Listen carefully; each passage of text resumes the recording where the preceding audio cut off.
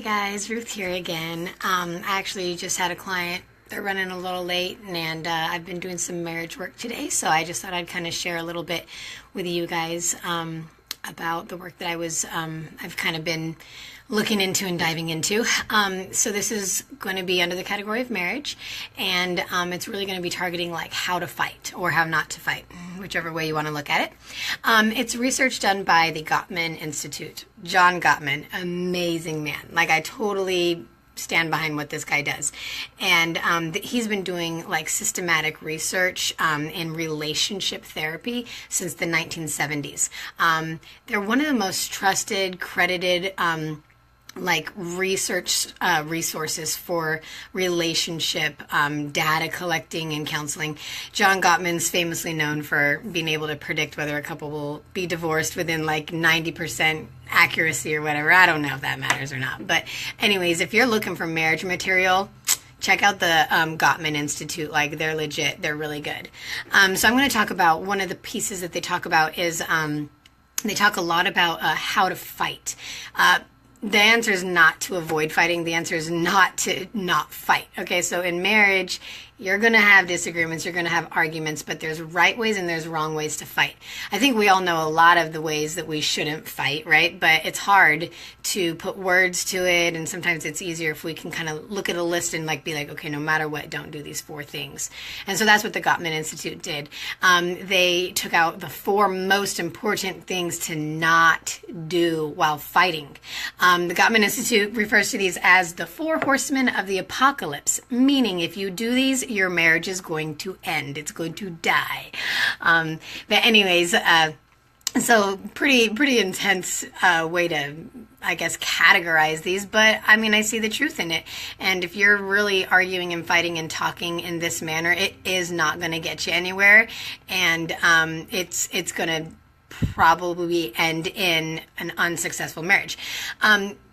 It's not really about looking at how often you fight, the number of times you fight and disagree. That's not really what you need to be worried about, because some couples are going to fight more often than others. But you want to look at the quality of your fights. Are you getting anywhere? Are you resolving this conflict? Are you growing closer? Or are you just beating each other down and getting nowhere? So what do these fights look like? What's the quality? Are they just like minimizing and not getting anywhere and only caring about yourself and not listening and only talking? That's really poor quality. But this is going to be talking about ways that you can ensure that the quality of your fights are better. So let's get into it. There are 4 horsemen of the apocalypse. They are criticism, contempt, defensiveness, and stonewalling. Okay, so let's break those down. Contempt. What that looks like is, what do I want to start with? Okay, I'll just start with contempt. It doesn't really matter. Okay, so contempt is when the goal is to make the other person feel small. Like when you're trying to crush their spirit, when you're trying to show them that that you think that they're worthless, that they have no value. A lot of disrespect. Like you don't even bring enough money home, or you barely can take care of the kids if I'm not around. Just like really disrespect, and you're really trying to make the other person feel small. You're trying to make the other person feel squashed. That's contempt. You don't want to do that. It's like you're trying to just grab them and rip them down. Don't want to do that. Breaking someone's spirit and doing that. That's not going to get you anywhere. And really, are they going to be listening to you? Trust me, I've done this before. It don't work. Okay, I'm not perfect here, but I mean, it's this stuff is so good for me, right? I'm married, and so this stuff is really good for me to even talk about. Great reminders for me. In therapy, it's like we have the tools and the knowledge of these tools and how to use them, but I'm just like you guys, where I have to choose to use these tools or not, right? I know not to show contempt to my husband, but I'm just like you guys, where, knowledge is power, but I still have the free will where I have to choose to do these things or not. And so essentially I'm trying to, do the same thing for you guys, giving you these tools, and then it's just up to you whether you choose them or not. So that's contempt, squashing the other person. Don't want to do that. Criticism. Okay, ladies, listen up. Criticism is when you're always using you statements instead of I. You never do this. You don't pay attention to me. You don't do this. You don't do that. You. And it's negative, right? You're really criticizing the way that they do things and the way that they are, the way that they think, the way that they feel. And you're using you statements and attacking who they are. You want to use I statements. So, an example, instead of saying, you never pay attention to me, you're always so absorbed in your stupid video games or whatever, what you want to say is, I feel overlooked sometimes. I feel like sometimes I could be sitting next to you and you don't even see me, or you don't even notice I'm there. Okay, like I statements rather than you statements. So with criticism, if you want to avoid that, just don't be like you. All right, defensiveness. Men, listen up. Okay, so defensiveness is where it's like, you're just placing blame. You're placing blame on other people anywhere but on yourself, and you're just not willing to hear the other person tell you anything at all that could go along with you. So for example, if the girl uses the healthy statement of, I feel like you overlook me or not you, sorry. I feel overlooked sometimes when you play video games. A defensive way for the guy to respond would be, well, you never let me play enough anyways, right? Okay, so that would be an example of defensiveness. So you want to avoid that. You want to be able to learn to take responsibility. You want to be able to say, yeah, that probably wasn't the best way to handle that. This is what I could do next time. Or, I didn't realize you feel that way. What should I do instead? Or, just like being able to take that responsibility instead of pushing that blame somewhere else and not taking it. And the other one, stonewalling. Okay, it is a stone wall. It is blocking someone out. It is the silent treatment. Okay, you can do this in two different ways. You can do it as a listener, which is when someone's talking to you and you're like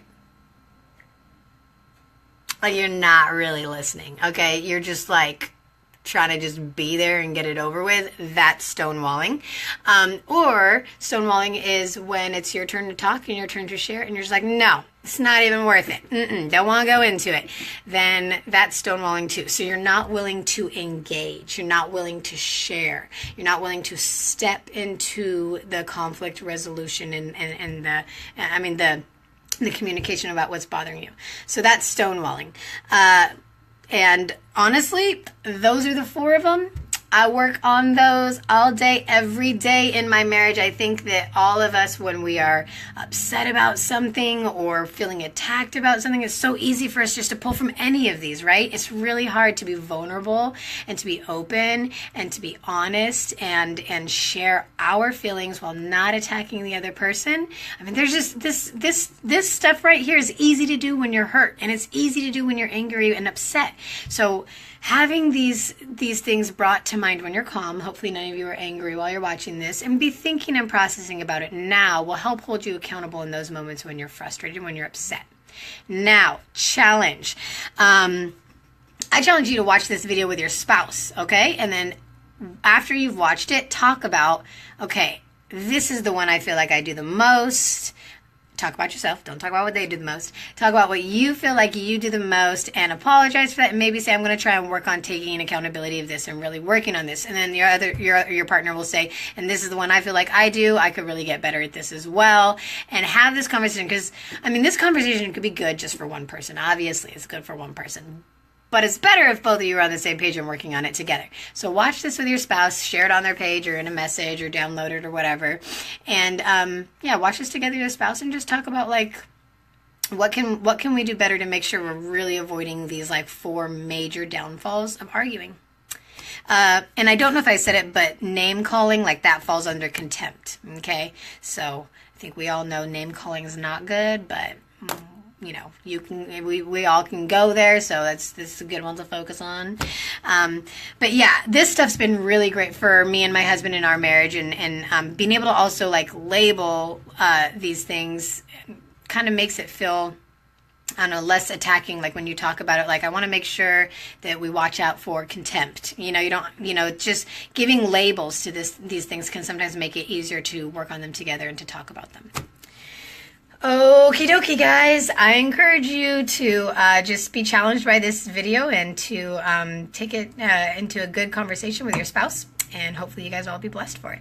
All right, thanks again for tuning in, and I will check in with y'all later.